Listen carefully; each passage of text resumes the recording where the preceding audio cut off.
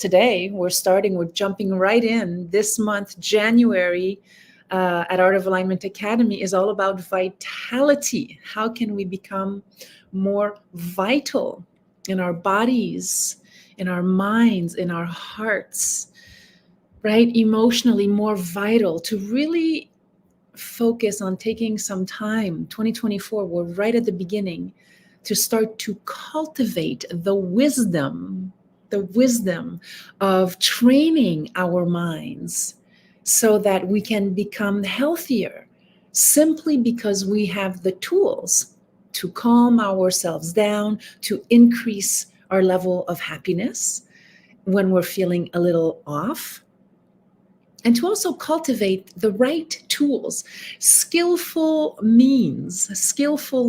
This is a phrase that is used a lot in the Vipassana Buddhist tradition. And I just came back from a 2-week retreat where I started with a juice cleanse.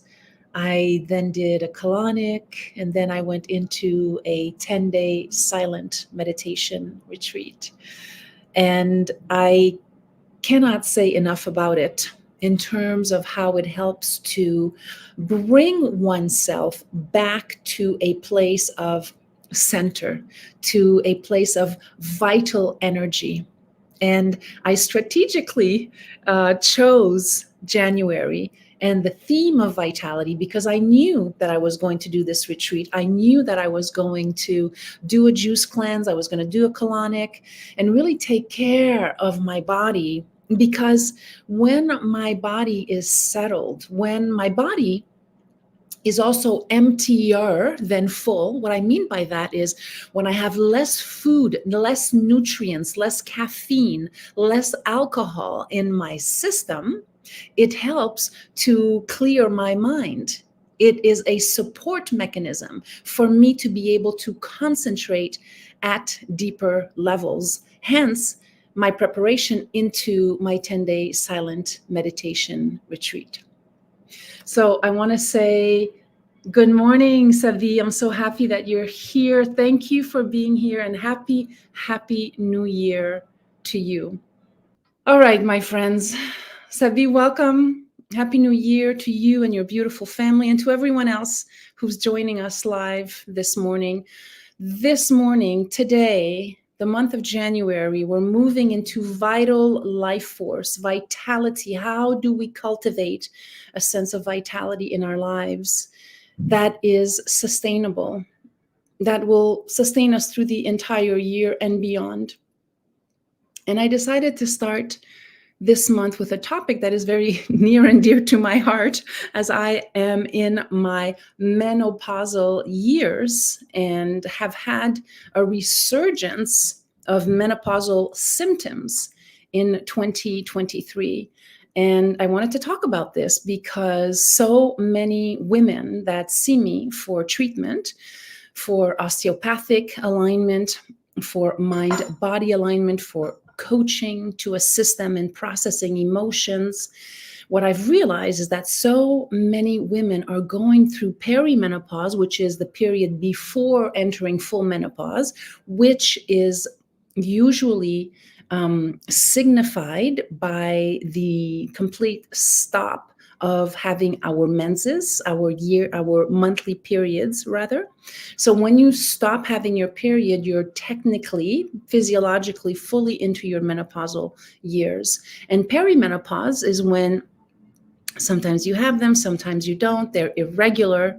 And the reason I wanted to talk about this at the beginning of the year is because I have found more and more women who are experiencing, they're in their menopausal years or perimenopausal and postmenopausal years.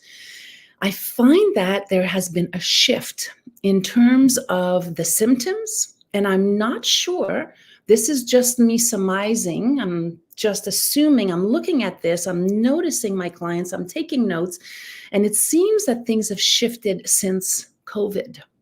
They certainly have shifted for me. I had COVID in December 2021. I had a really bad case of COVID where I was in bed for almost a month. I lost my taste, I lost my smell, I was delusional, I had no energy. I was literally in my bed. I was stuck to my bed for almost 1 month.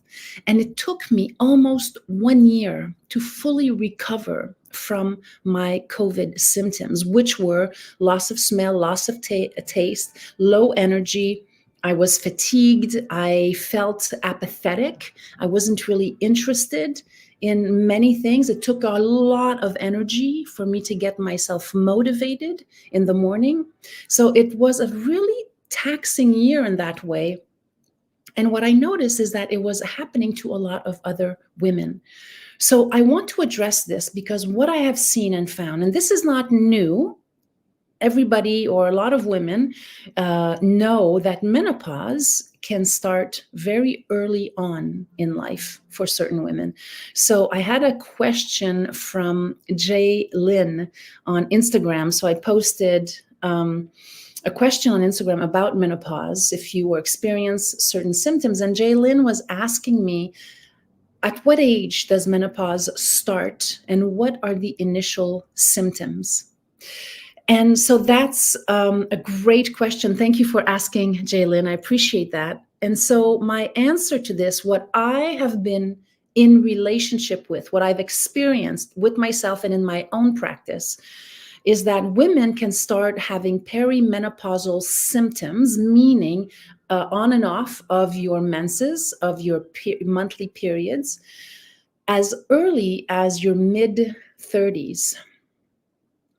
As early as your mid-30s and certainly through your 40s. So to debunk the story that menopause happens for women at 50, no, it can happen before that. And when I look back at my own trajectory, I can now see how things started to shift for me.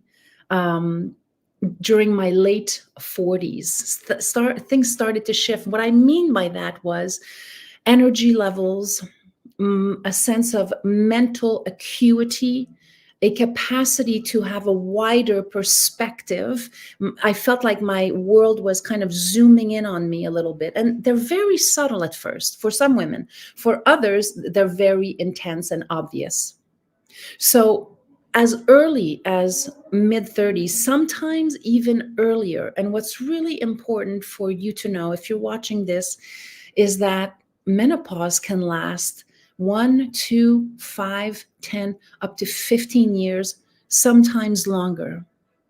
And if you are dealing with heavy symptoms of menopause or perimenopause, that can be a very, very long time. So my friends, if you feel like you have been losing your mind at times, if you feel like you're literally off, you don't recognize who you are at times, you don't recognize your way of thinking, you are forgetful.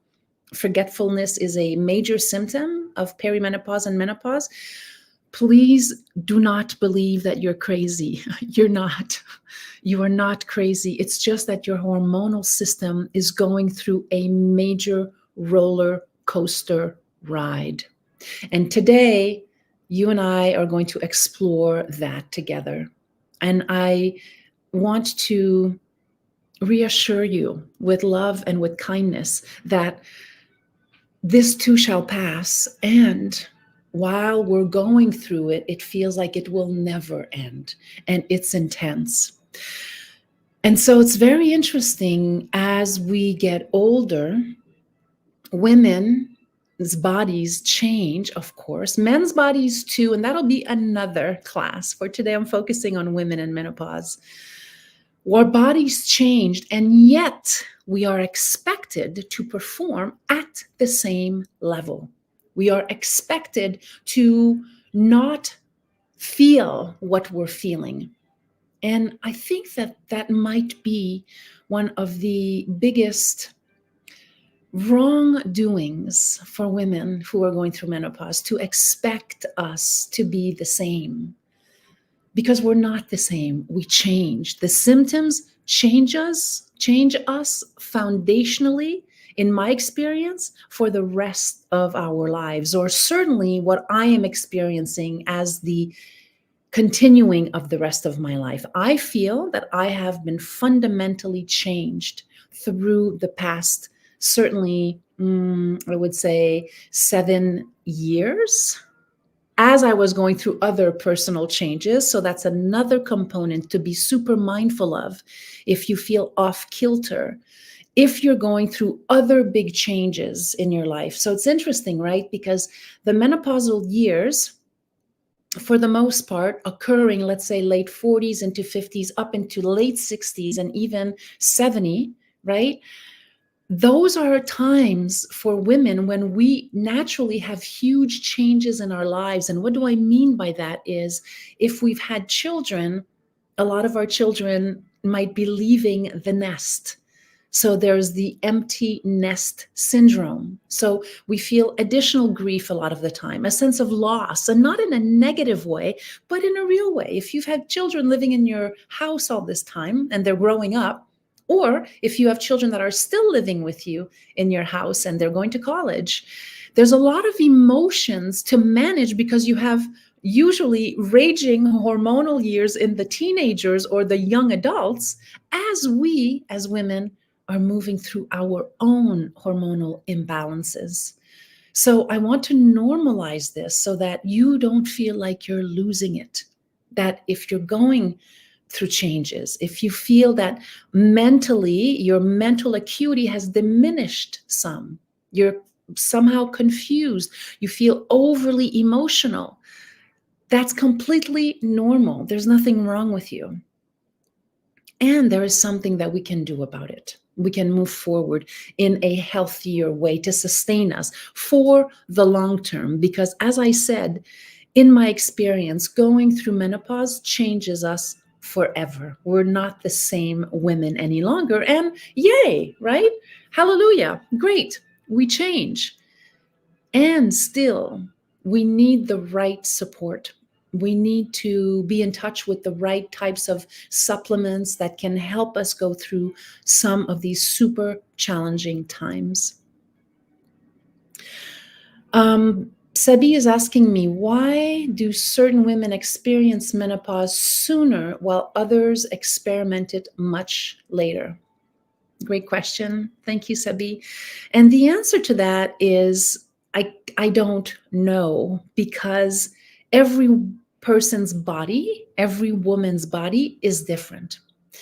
What I can tell you is that for some women who have had very traumatic pasts, if there has been emotional or physical abuse in their lives, sometimes that can trigger your menopausal symptoms because your nervous system is compromised on a certain level.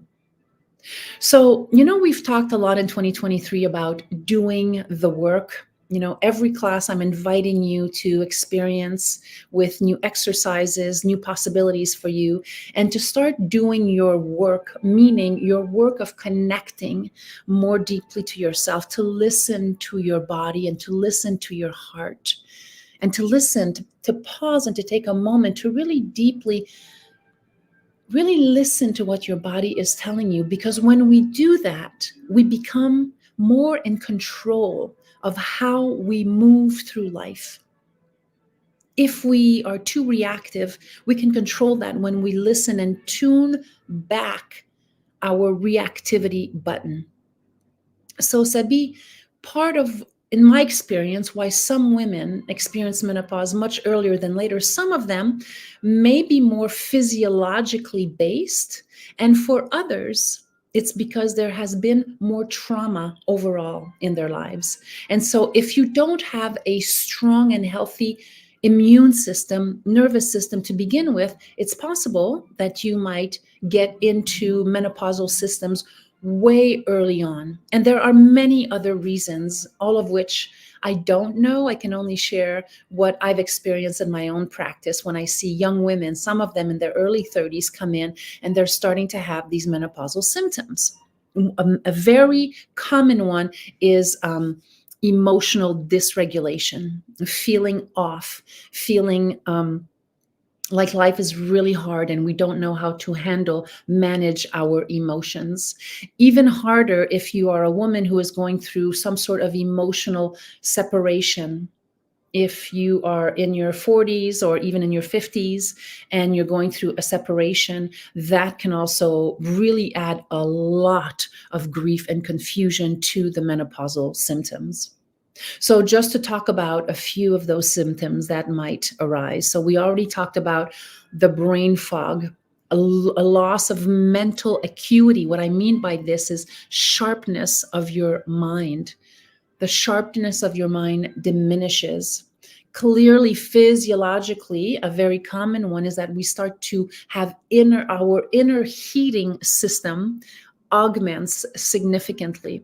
For some women, it's so bad that they can go into a major sweat within seconds. They're completely drenched within seconds. Others, not as bad. Other symptoms is something that I actually self-diagnosed this year.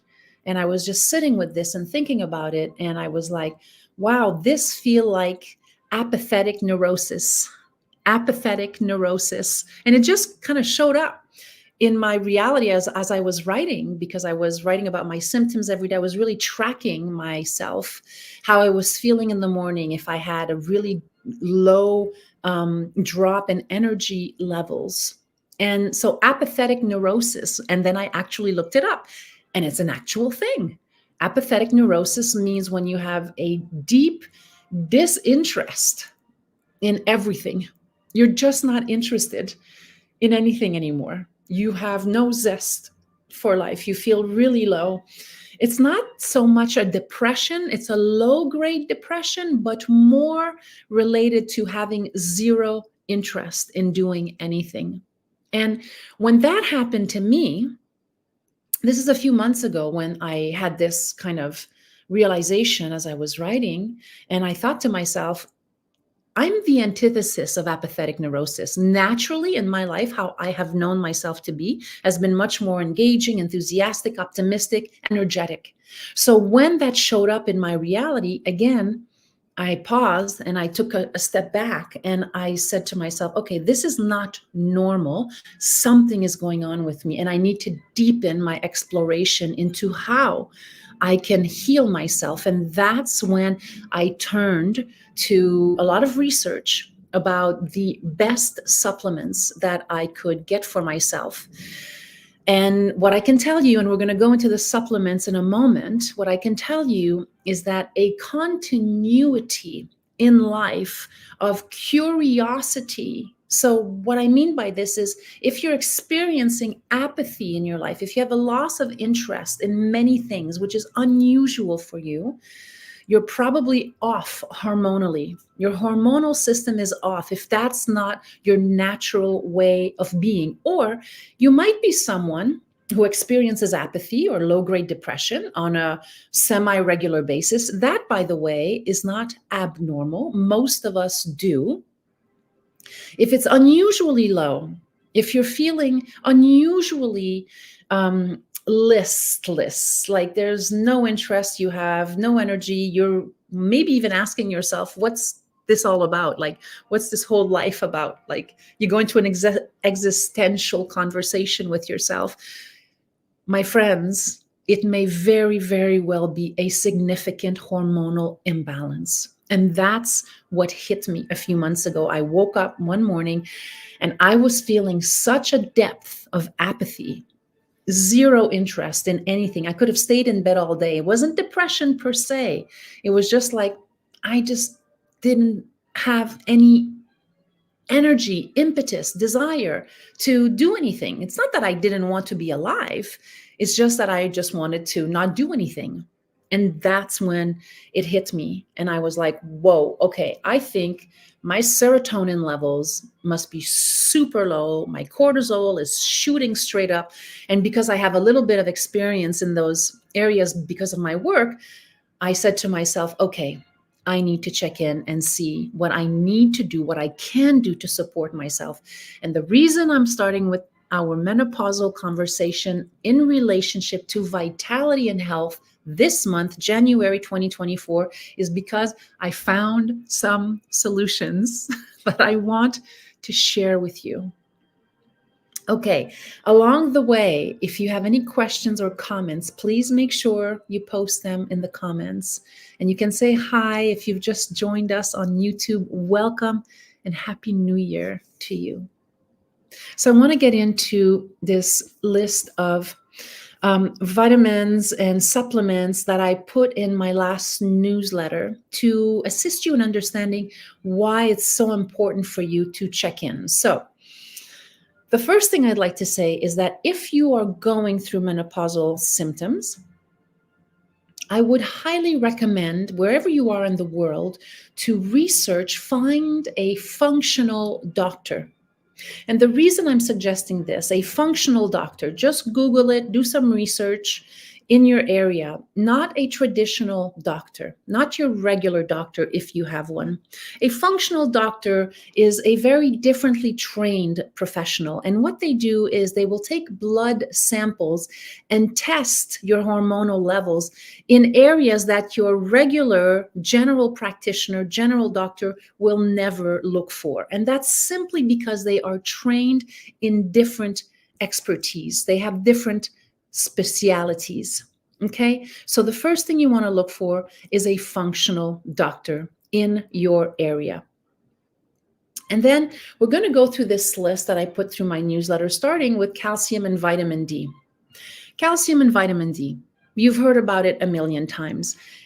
Very, very likely, if you're going through perimenopause or menopause, calcium and vitamin D may be especially low, because remember, your system is shifting. We're going through a pause. So you are creating more of certain elements within your constitution, within your body, and less of others. Calcium and vitamin D. What happens is that when we go, even at perimenopause and menopause, we as women are very much at the risk of bone loss and potentially develop osteoporosis because of our hormonal changes. Calcium is essential for bone health, and vitamin D also supports calcium absorption. So it's not just that you're taking calcium, but you're also taking vitamin D so that your body might absorb it better. Together as a team, they help maintain bone density and reduce the risk of fractures. The other piece that can help you with creating more bone density is to not be afraid to lift weights. Lift heavy weights, I will even say to you. Start slow, start with low, and then increase your capacity. Lifting weights, not in a zone of danger, not overdoing it in lifting weights, but certainly committing to lifting weights at least 3 to 4 times per week.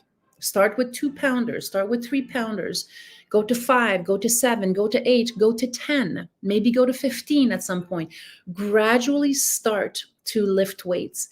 And I will tell you, one of the people that I work with in New York, my own fitness guru professional, is Power Strike, Ilaria Montagnani. You can check her out on Instagram. Her website is powerstrike.com. And the reason I recommend her is because I work with her and I do weightlifting at least 3 to 4 times per week with her. And just even going away for 1 week and not being consistent in my weightlifting regimen, already I can feel it in my body. It's not just the fact that you're lifting weights to prevent osteoporosis or to increase bone density, but literally you're getting stronger. Like I can feel myself being more upright, feeling better and stronger in my body. So don't be afraid, ladies, to lift weights.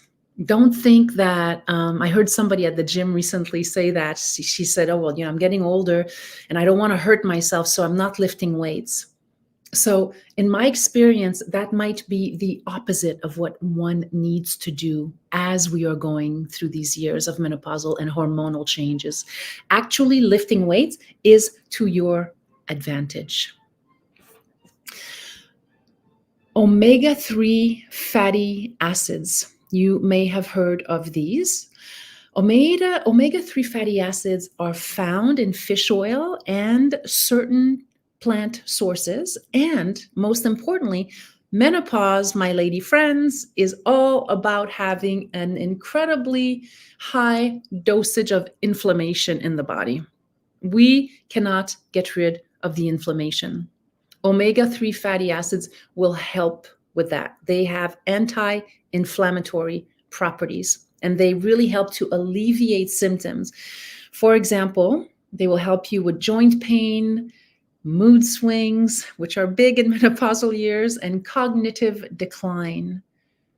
Cognitive decline is a big one. So that's what I was talking about, the confusion, the fog. So omega-3 fatty acids, do your research, Google them, and find some omega-3 fatty acids in supplements, vitamin forms that can support you.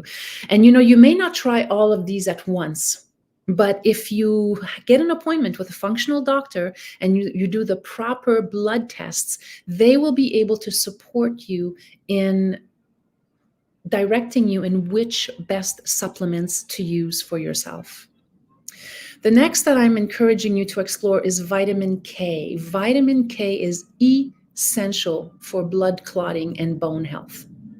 It works in conjunction with calcium to maintain bone density and helps to prevent excessive bleeding. So as we age, we all know this, we become a little bit more fragile. This is what happens with the human body, human form. So my friends, if you're going through the aging process, right? We all are, no matter what age you are, but you start to feel it more a little bit at some point in life. What I can tell you is that if you're mindful, if you really slow down and listen to your body, listen to how you're feeling, do not be afraid to rest, to sit, to take a moment to recalibrate yourself. We live in a very fast-moving culture. I'm right there with you. And at the same time, what I'm learning as I'm getting older is to really take the time to train my mind so that I don't feel like I'm completely off or I'm going crazy because I have major mood swings due to hormonal imbalances. This is normal. Vitamin K can help you with that. Blood clotting, and for bone health. The next one is phytoestrogens. Now, a few things about phytoestrogens that you may be lacking in your system. First of all, what are they?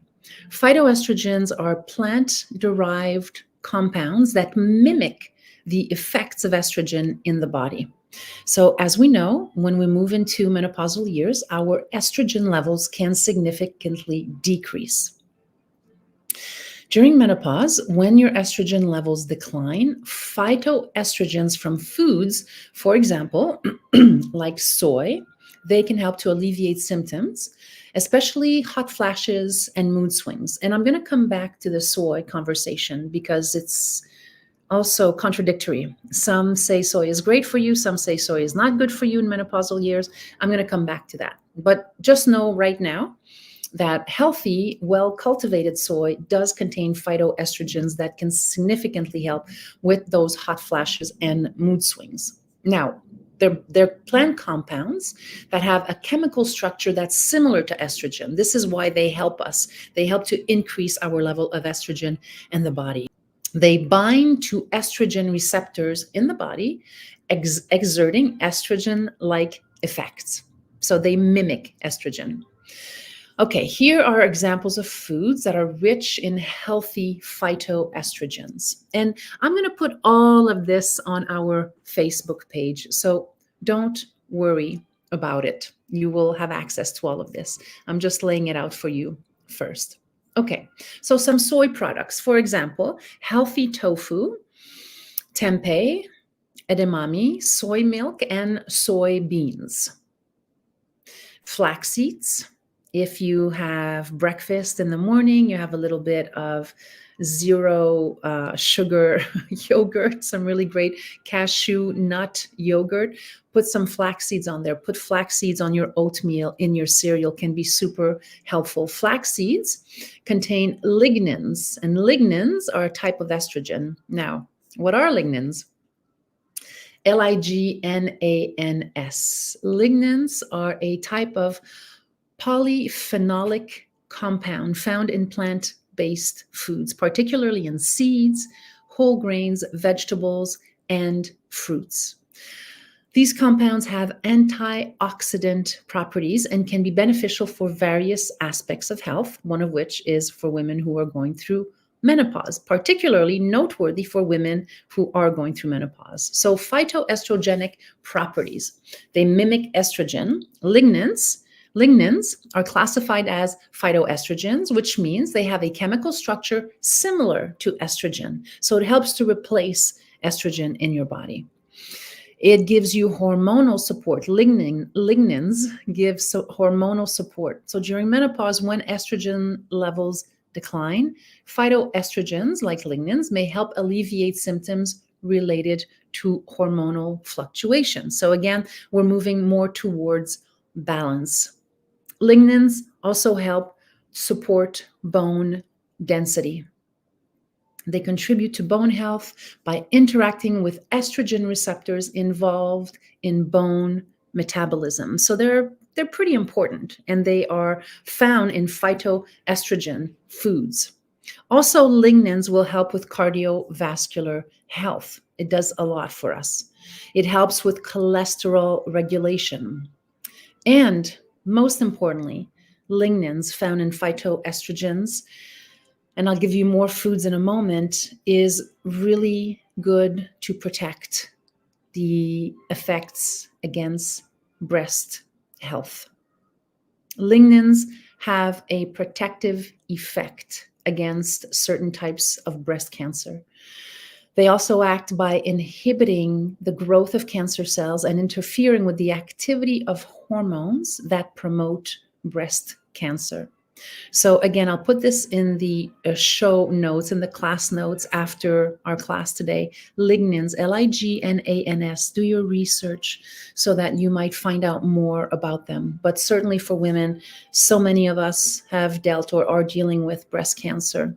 Anything that we can do to support our breast health is certainly worth investigating. Finally, lignans help with digestive health and, most importantly, with inflammatory response. So when we're going through menopause, all of these hormonal imbalances really increase our inflammatory levels in the body. So this is when a lot of women at this stage start to put more weight around their midsection. And no matter how many abs they do or how much they eat or don't eat, it doesn't seem to help. There is an internal production of fat cells that occur during menopause, during your hormonal imbalance, I will say. And there's something that we can do about it. The first thing, of course, is to look for foods that support you during this time of your life. So I mentioned a few already. Let's look a little bit deeper into those foods.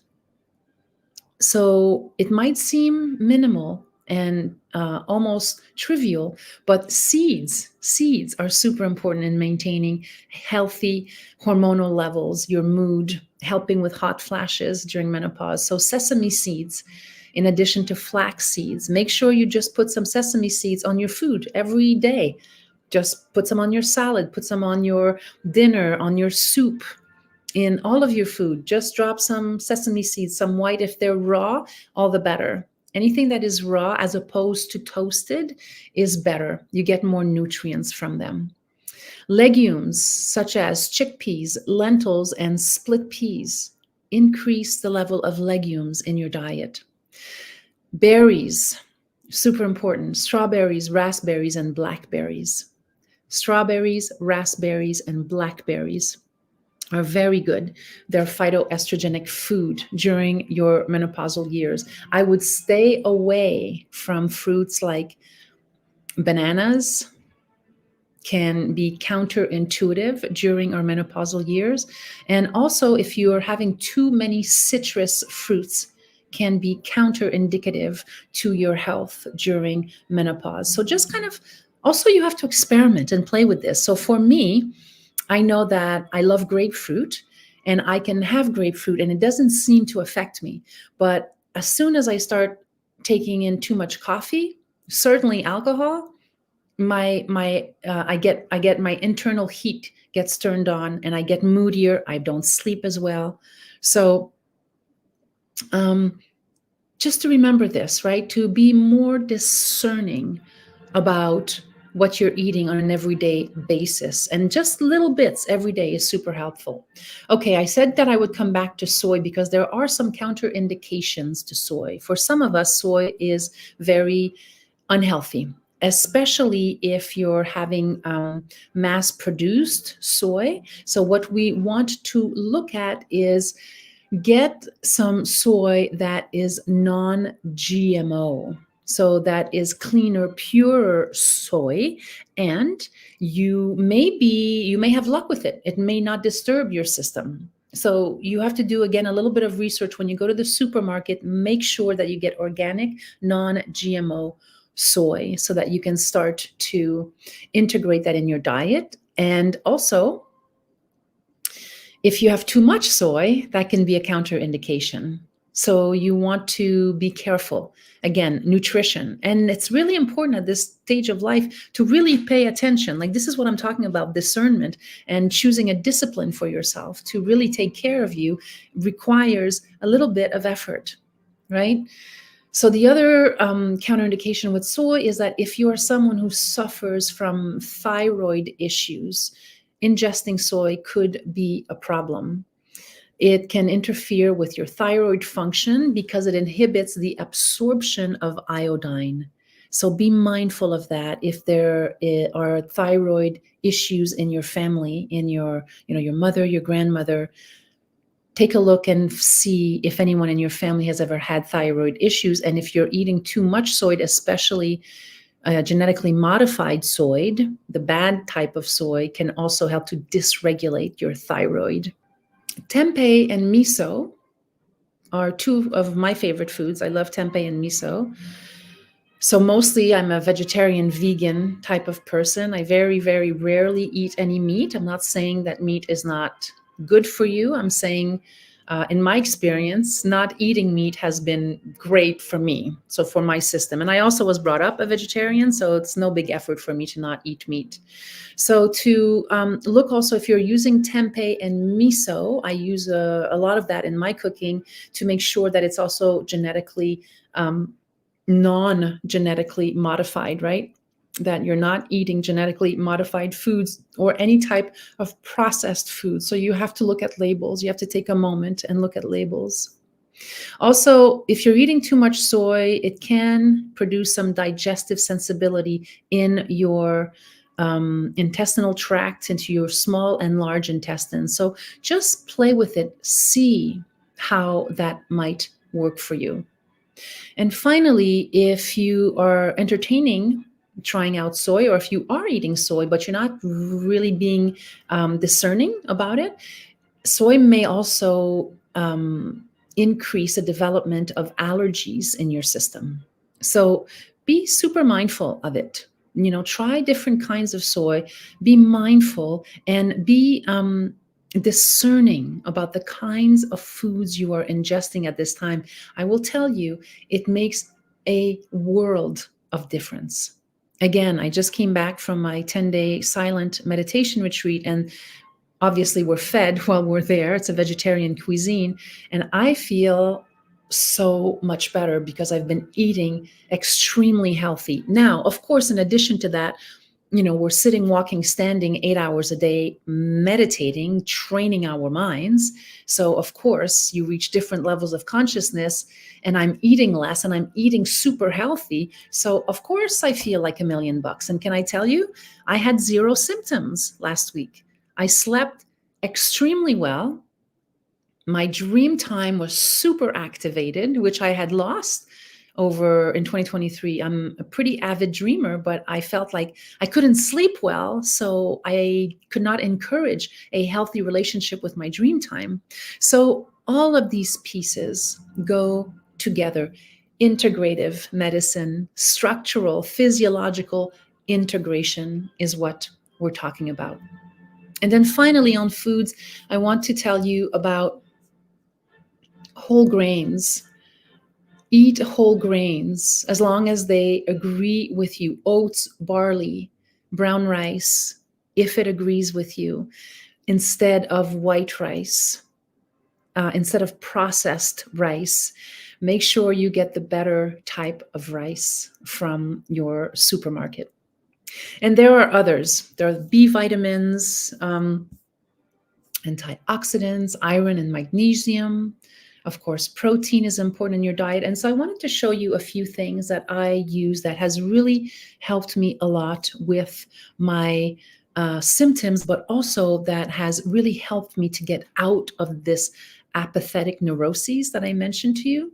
So two things that I started to take recently, and I'm going to show you here. And I want you to see this label here. I hope that you can see this. Thorn, and this one is actually called 5-hydroxytryptophan. 5-hydroxytryptophan. And the reason I got this one was to help me with my mood and sleep.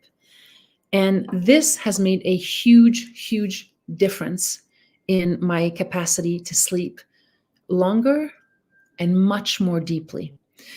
Now, it's okay if you're not sleeping longer. Sometimes during menopause, what I've heard differing views where people say, oh, we need more sleep. For others, we need less sleep. In my case, I had a pretty active year, and I did feel kind of depleted towards the end of the year, which is why I knew immediately what to do, which was to decrease the intake of food. So I did my 7-day juice cleanse, followed by, and then I did at the end, I also integrated broth. So just so you know, I did have some soup within the last 3 days of that 7-day juice cleanse. I started with the juice cleanse. I finished with broth and some light soups. Then I had a colonic. Then I went into my 10-day meditation retreat. So that was a 2-week period, me preparing before going into the meditation retreat. So when I arrived, I was already lighter. I was sleeping better. And to be honest with you, during my retreat, I slept long, hard nights, like 12 hours of sleep, which is very unusual for me. And my body needed it. So I'm not saying that when you're going through menopause that you necessarily start to need more sleep. You might, like myself. I definitely needed more sleep. For some, there's less sleep. What we want to focus on is the quality of our sleep. So make sure that you have blackout curtains, meaning zero light in your sleeping room.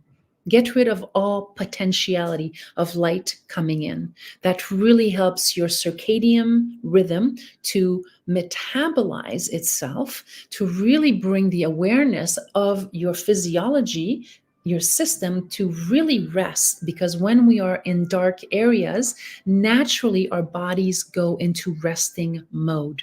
It supports your nervous system, it supports your vagus nerve rejuvenation, and most importantly, if you go into a deep sleep, your body has this time to regenerate, rejuvenate itself during your sleeping hours. So again, in this case for me, Thorn is a really great brand, by the way. I really support it. I do not get any kickback from promoting them.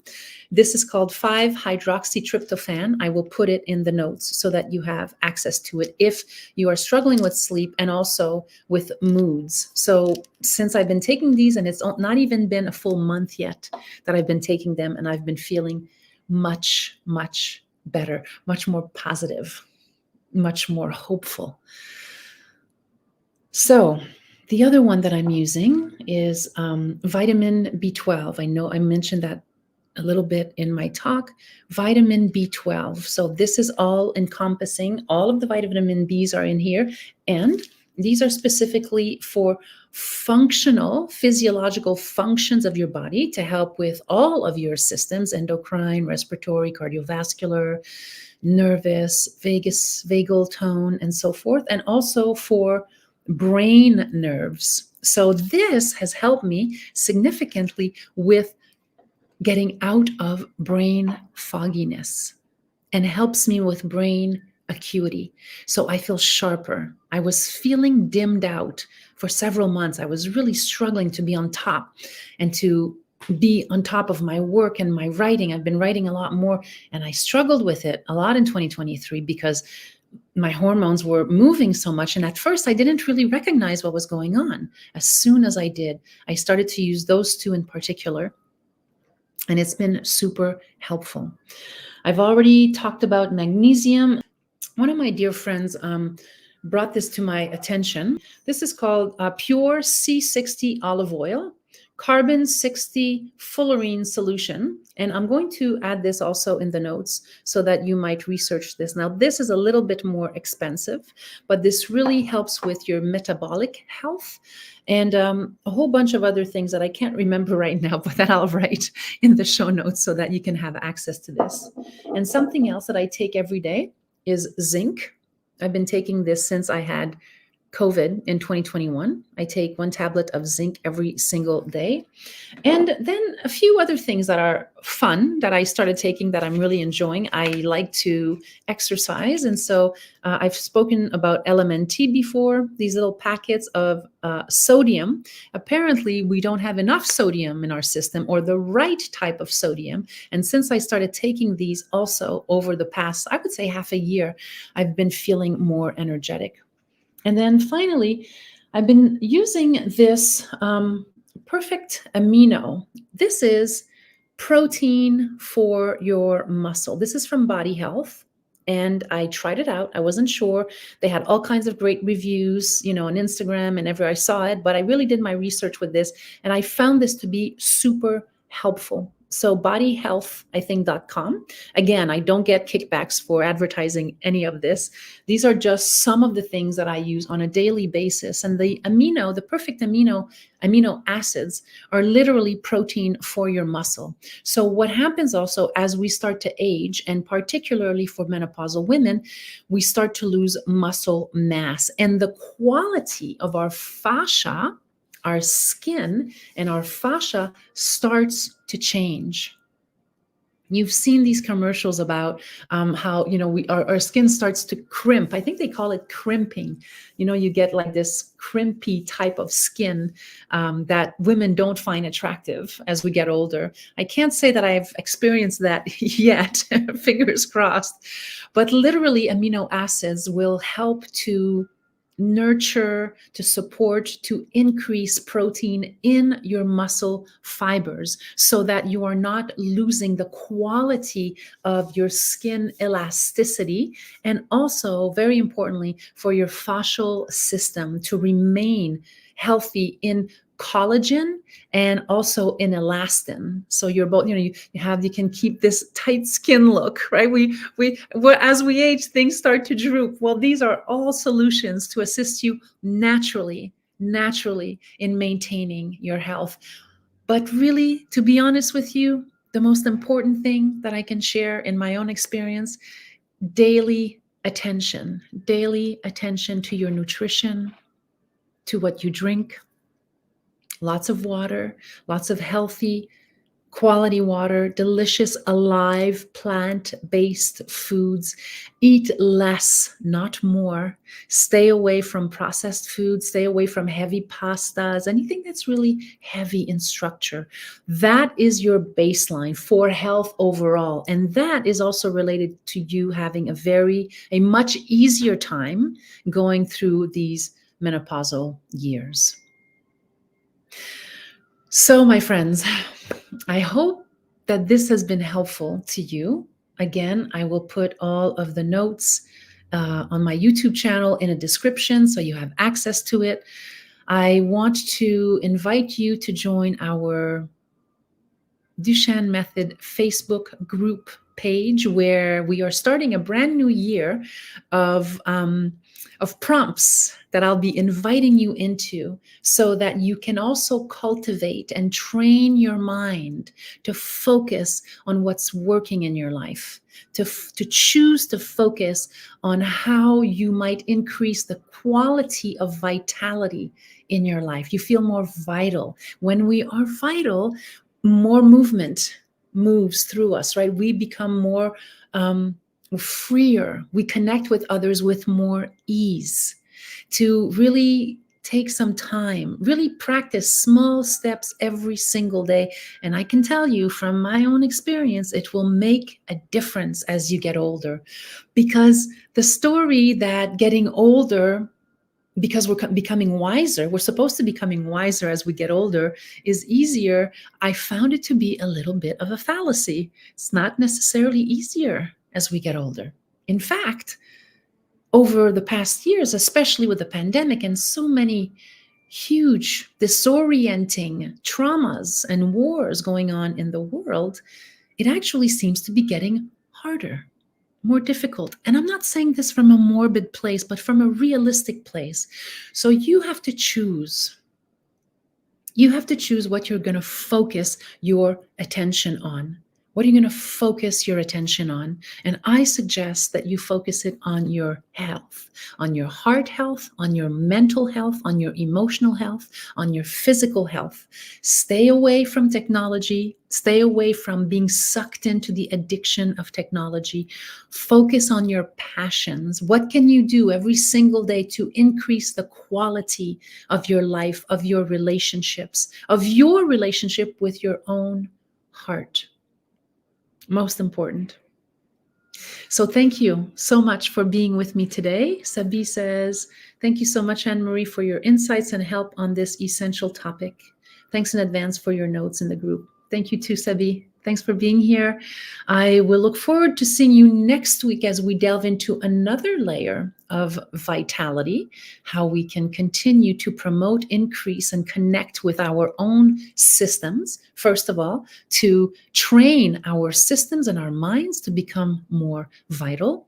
Please invite your friends to subscribe to my YouTube channel if this is of interest to you and potentially for them. You can find me on all social media platforms: Facebook, Instagram, YouTube, LinkedIn, and now even TikTok. Who knew that I would go there? But I'm there. So please invite people to follow, to subscribe to my YouTube channel. It really helps me to get to spread my word for free out there in the world. And hopefully this has been of some service to you. If you're new and you want to book a complimentary 30-minute call with me, you can do so via my website, artofalignmentacademy.com. And if you want to come in for a session and you want to experience a full mind-body alignment, one-on-one personal session, you can book also through my website, artofalignmentacademy.com. Thank you for being here. Many blessings to you. Much love. And let's enter the year from a space of vitality, of hope, of encouragement, of discernment, and of personal care. Many blessings to all. Bye for now.